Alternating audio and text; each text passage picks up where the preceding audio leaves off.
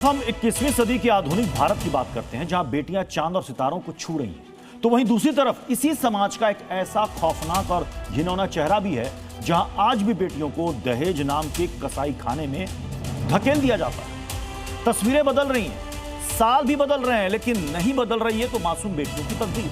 अब लखनऊ से एक और रूह कपा देने वाला मामला सामने आया है, देखिए।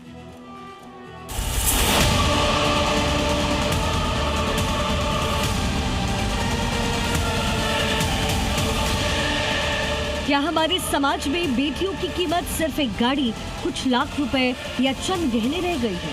आखिर कब तक लालची आग में देश की मासूम बेटियां सूली पर चढ़ाई जाती रहेंगी? कभी दीपिका नागर शादी के 17 महीने बाद छत से कूद जाती है, तो कभी श्वेता सिंह शादी के महज 6 महीने बाद फांसी के फंदे पर झूलती मिलती है। हर बार कहानी एक जैसी होती है, दहेज की मांग, प्रताड़ना और फिर एक बेटी का दर्दनाक अंत। और अब इस खूनी फहरिस्त में एक और नाम जुड़ गया है, मानसी।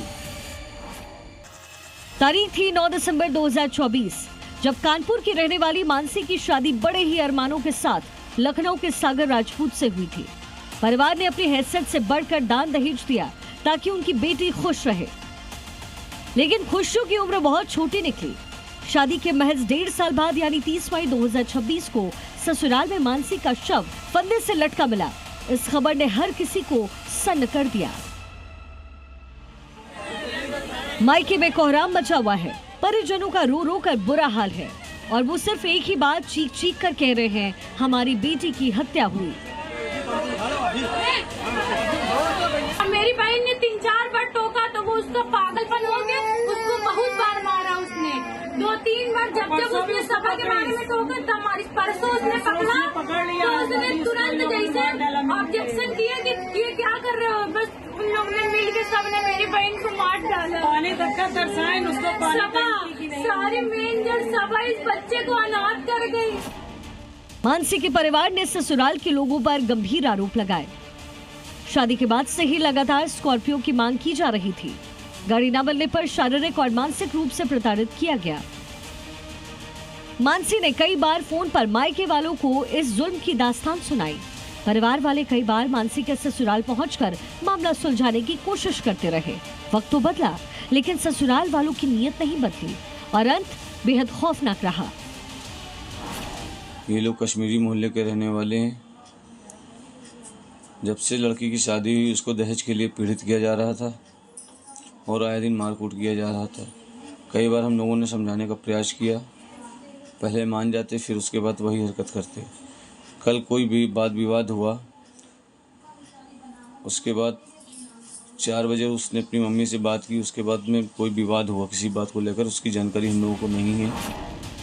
इस मामले में पुलिस ने तत्परता दिखाते हुए पति, ससुर, ननद और बुआ सास समेत कुल 6 लोगों के खिलाफ हत्या और प्रताड़ना का केस दर्ज किया। लेकिन इस कहानी का एक और पहलू है जो हैरान करता है। मानसी का पति सोशल मीडिया पर बेहद एक्टिव है, रील बनाता है और डिजिटल दुनिया में उसके 7,93,000 फॉलोअर्स हैं। जो शख्स स्क्रीन पर हजारों लाखों लोगों को लुभाता था, उसका असली चेहरा इतना खौफनाक होगा किसी ने सोचा नहीं था।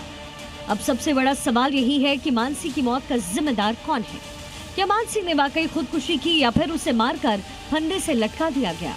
सोशल मीडिया पर लाखों लाइक्स बटोरने वाला परिवार असल जिंदगी में इतना लालची कैसे हो गया? पुलिस मामले की जांच पड़ताल कर रही है और पोस्टमार्टम रिपोर्ट के बाद ही मौत की असल वजह साफ हो पाएगी। लेकिन एक बात साफ है, जब तक समाज इस दहेज नाम के दानव को अपनी शादियों से बाहर नहीं निकालेगा, तब तक न जाने कितनी मानसी, दीपिका और श्वेता यूं ही मौत की नींद सुला दी जाएगी।